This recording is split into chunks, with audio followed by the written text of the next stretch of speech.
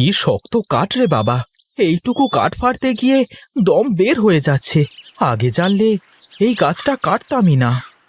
হে, হে, হে, হে, হে, হেয়া, হে, হে, হেয়া। হাহ, উফ, বাপরে বাপ! এ কি শক্ত কাঠ! আগে তো কখনো এত শক্ত কাঠ কাটিনি। আর একটু ভোলা, আর একটু। এই তো, এই তো প্রায় শেষ। হ্যাঁ, হ্যাঁ, হ্যাঁ, হ্যাঁ, হ্যাঁ। কিরে ভোলা, এত সকাল সকাল বাড়ি চলে যাচ্ছিস?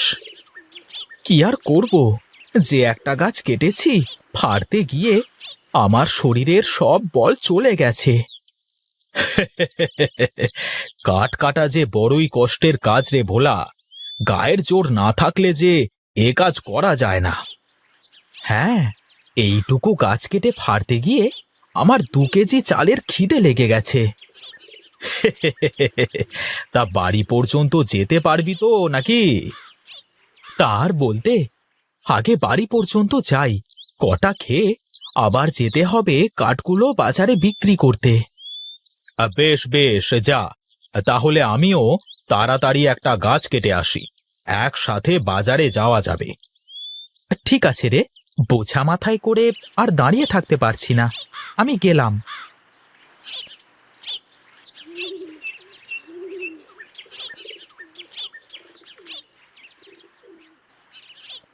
মা, আমাকে এক মুঠো খেতে দাও দেখি, বড্ড খিদে পেয়েছে। ঘরে যে কিচ্ছু নেই বাবা, রান্না করব এমন কিছুই ঘরে নেই। সকাল থেকে বসে আছি, কখন তুই আসবি? ও আচ্ছা, এক কাজ করো তুমি, আমাকে 1 গ্লাস জল দাও দেখি। আমি তাহলে আগে বাজারে গিয়ে কাঠগুলো বিক্রি করে কিছু চাল আর ডাল কিনে আনি। মা চারু, 1 গ্লাস পানি নিয়ে আয় তো, তো দাদাকে দে।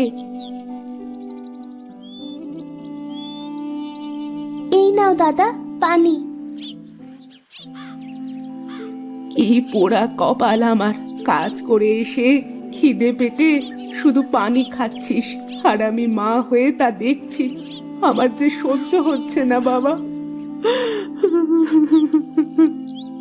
তুমি কেঁদো না মা, দেখো খুব তাড়াতাড়ি আমাদের সব কষ্ট দূর হয়ে যাবে। তা বাবা কোথায়? তাকে তো দেখছি না। বাবার শরীরটা খুব খারাপ দাদা, ঘরে বিছানায় শুয়ে আছে, সারা দিন শুধু আমাদের নিয়ে চিন্তা করে। তুমি বাবাকে চিন্তা করতে মানা করো মা। কাল থেকে আমি রোজ কাঠ কাটবো, আমাদের আর কোনো সমস্যা হবে না। ঠিক আছে বাবা, তাহলে তুই বাজার থেকে কাঠগুলো বিক্রি করে কিছু চাল ডাল নিয়ে আয়, আমি এদিকে রান্নার সব গুছিয়ে রাখি।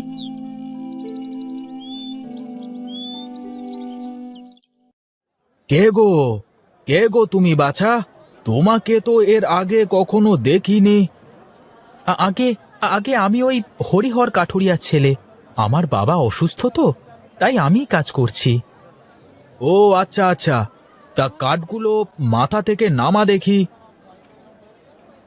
এ কি রে, এই গাছ তুই কোথায় পেলি? বনের ভেতরে অনেক দূর গিয়ে এই গাছটা এনেছি। সাব্বাস বেটা, এ তো খুবই দামি কাঠ, এই কাঠের দামও ভালো। কিন্তু কাঠ খুবই শক্ত, ফাড়তে গিয়ে তো আমার অনেক সময় লেগেছে। হ্যাঁ রে, আশেপাশে কি এরকম গাছ আরো আছে? না, এই একটাই এরকম গাছ ছিল, তাই তো এই গাছটাই কেটেছি। এই নে 50 টাকা। যদি পারিস তাহলে কাল আবারও এই গাছের কাঠ নিয়ে আসিস। ঠিক আছে দাদা, তাই হবে।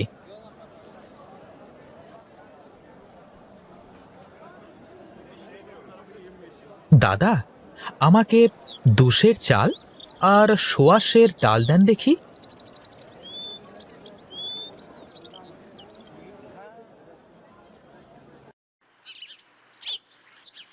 কি রে, আমাকে নিয়ে বাজারে কাঠ বিক্রি করবার কথা ছিল না তোর? কি করব রে ভাই, বাড়িতে দানা পানি কিছুই নেই, খিদেতে তো আর নড়তে পারছি না, তাই তো কাঠগুলো বিক্রি করে এখন চাল ডাল নিয়ে বাড়িতে যাচ্ছি। ও আচ্ছা, তাই বল। তা যা তাহলে, আমি কাঠগুলো বিক্রি করে আসি।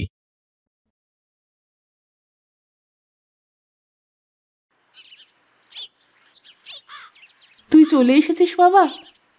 হ্যাঁ মা, চলে আসলাম। কাঠগুলো বিক্রি করে বেশ ভালোই টাকা পেয়েছি। এই নাও মা, এখানে চাল আর ডাল আছে। এত টাকা কোথায় পেলি রে বাবা? আমি যে কাঠ এনেছি খুব ভালো কাঠ, তাই তো মহাজন আমাকে 50 টাকা দিয়েছেন। 50 টাকা? এত টাকা? হ্যাঁ মা, এই নাও, এই 20 টাকা রাখো। কাল আবার কাঠ কাটতে যাব, তুমি কোনো চিন্তা করো না মা, আমাদের আর অভাব থাকবে না। মা চারু, এদিকে আয় মা একটু।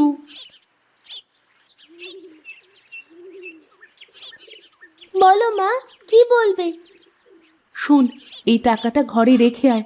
আমি রান্নাঘরে গেলাম, তুই উঠোনটা একটু পরিষ্কার করে দে দেখি। মা, তোমার রান্না আর কত দূর? এই তো বাবা, হয়ে গেল। আর একটু বয় বাবা। আমার যে আর ক্ষুধা সহ্য হচ্ছে না মা। আমারও খুব খিদে লেগেছে মা, একটু তাড়াতাড়ি করো। তুইও গিয়ে তো দাদার সাথে বস, আমি খাবার নিয়ে আসছি। যাক বাবা, মনে হচ্ছে বাঁচলাম। খিদে পেটটা চোঁচো করছিল। একটু সাবধানে খা বাবা, আস্তে আস্তে, তা না হলে যে গলায় বেঁধে যেতে পারে। ঠিক আছে মা। আমাকে এমনও দিন যে দেখতে হবে, কখনো ভাবিনি রে বাপ। তোদের মুখে একবেলা খাবার তুলে দেওয়ার ক্ষমতা আমার নেই।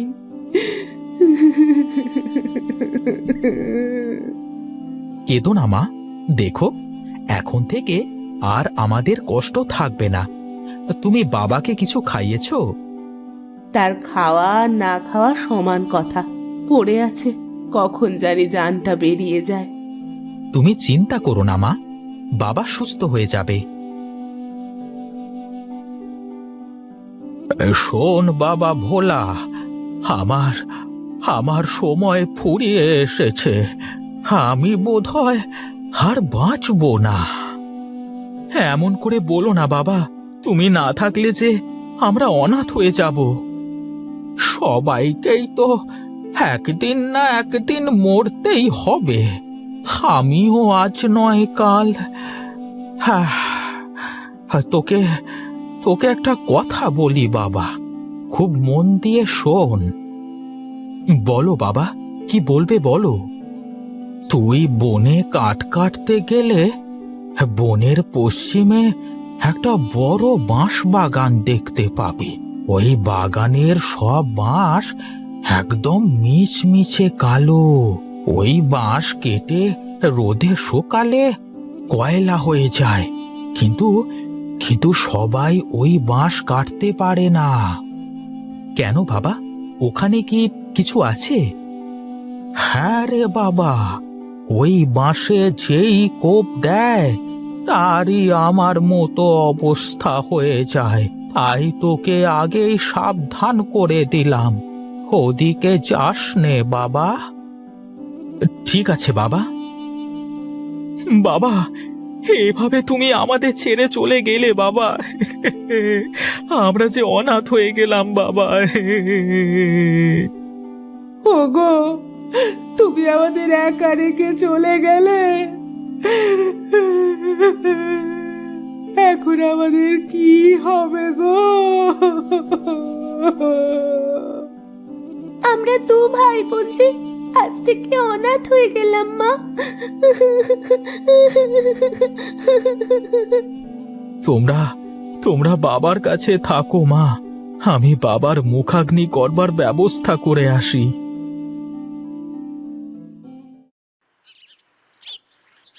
ওই তো, ওই যে কালো বাঁশের বাগান, আমাকে ওখানে যেতেই হবে, দেখতেই হবে আমাকে।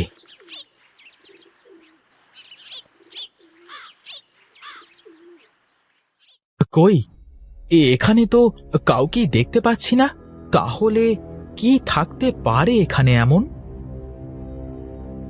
বোম বোম ভোলে, বোম ভোলে। কে কে কে আপনি? কোথা থেকে এলেন? মূর্খ, আমাকে বলিস আমি কোথা থেকে এলাম? তার আগে বল, তুই এখানে কি জন্য এসেছিস? আমি এই কালো বাঁশের রহস্য জানতে এসেছি। এই বাঁশের জন্য আমার বাবা জীবন দিয়েছে। মূর্খ, তোর বাবাকে আমি চিনি। তাছাড়া এই বাঁশ এখান থেকে কেউ নিয়ে যেতে পারে না। কেন কেন নিয়ে যেতে পারে না? এই বাঁশের রহস্য আমাকে বলতে হবে। বম বলে, বম বম বলে, আমি তোকে এর রহস্য বলতে পারি।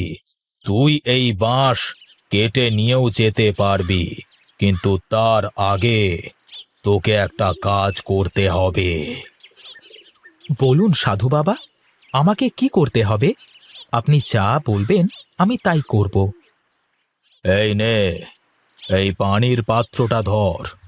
এক্ষুনি গিয়ে এই পাত্রটা যদি পানি দিয়ে ভরে আনতে পারিস, তবেই তুই সব পাবি। কিন্তু কিন্তু এই গহীন বনে পানি পাবো কোথায় আমি? আশেপাশে তো কোনো খাল নদী কিছুই নেই। বোম বলে, যা দেখ, অবশ্যই পাবি।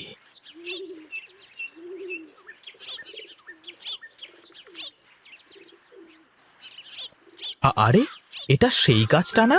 তাই তো, এই গাছই তো সেদিন কাটলাম, কিন্তু এই গাছে তো ফল ধরে আছে। দেখি তো গিয়ে। এ কি, এ যে পানি হয়ে যাচ্ছে!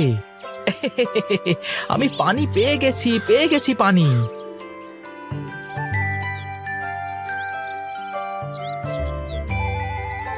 এই নেন সাধু বাবা, আপনার পানি।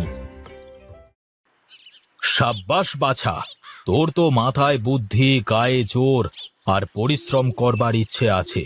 তাই তো তোকে আমি এই বাঁশের গুণ সম্পর্কে বলবো। হ্যাঁ বাবা, আমাকে বলুন, কি এই বাঁশের বিশেষ গুণ? এই বাঁশ কেটে রেখে দিলে কয়লা হয়ে যায়। কয়লার তো অনেক দাম বাজারে, সবাই এই বাঁশের খোঁজ জানে না। তাই তুইও এই বাঁশের কথা কাউকে বলবি না। ঠিক আছে সাধু বাবা, আমি কাউকে বলবো না। বেশ বেশ, তাহলে তুই রোজ এসে এখান থেকে একটা করে বাঁশ কেটে নিয়ে যাবি। তাতে যে কয়লা হবে তা বিক্রি করে তোর সংসার দিব্যি চলে যাবে। বম বলে, বম বম বলে।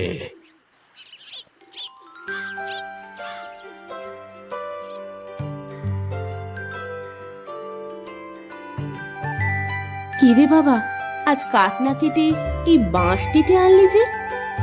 এই সেই কালো বাঁশ মা, এর কথাই বাবা আমাকে বলেছিল। কিন্তু তোর বাবা তো তোকে ওই বাঁশের কাছে যেতে নিষেধ করেছিল। না মা, আমি এর সব রহস্য জেনে গেছি।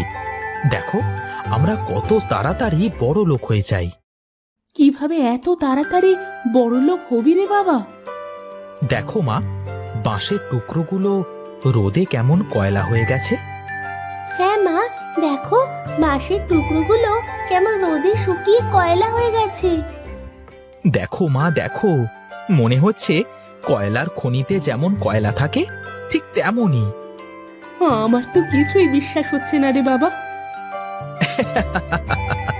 তোমার কিছু বোঝা লাগবে না মা, কিছু বলাও লাগবে না, শুধু দেখে যাও আমি কি করি। ঠিক আছে মা, তুমি গিয়ে খাবার বারো, আমি আর এইটুকু শেষ করে নিই।